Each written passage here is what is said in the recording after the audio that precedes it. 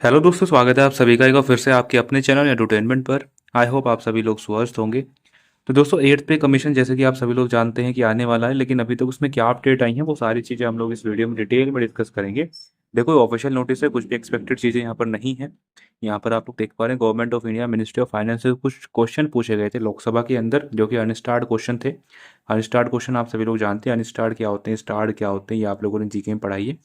तो यहाँ पे क्वेश्चन नंबर 150 है और इसके अंदर आप लोगों को 4 क्वेश्चन पूछे गए थे लोकसभा में के अंदर मिनिस्ट्री ऑफ फाइनेंस से। यहाँ पर डेट पे आप लोग देख पा रहे होंगे, 21 जुलाई का ये नोटिस आप लोग देख पा रहे हैं।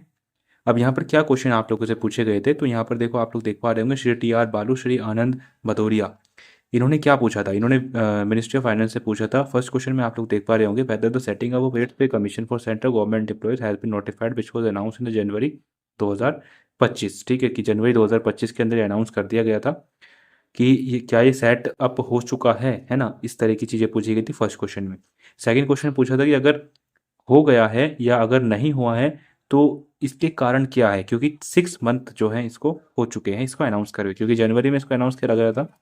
तो 6 महीने हो गए हैं, तो अभी तक इस पे मतलब अगर अनाउंस कर दिया गया है, मतलब गठित हो गया है या गठित नहीं किया गया है, तो उसके कारण क्या है। ठीक है।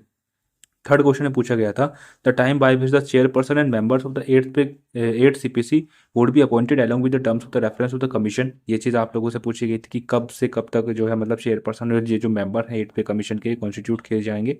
और लास्ट क्वेश्चन ने पूछा था कि the time by which the revised पे scale will be implemented for the employees and pensioner. तो कब जो है आप लोगों का रिवाइज जो पे स्केल है वो इंप्लीमेंट करा जाएगा एम्प्लॉयज और पेंशनर के लिए।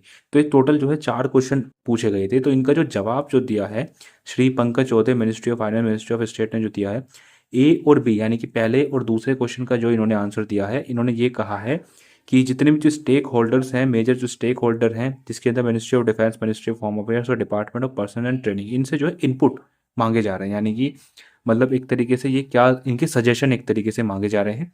ठीक है।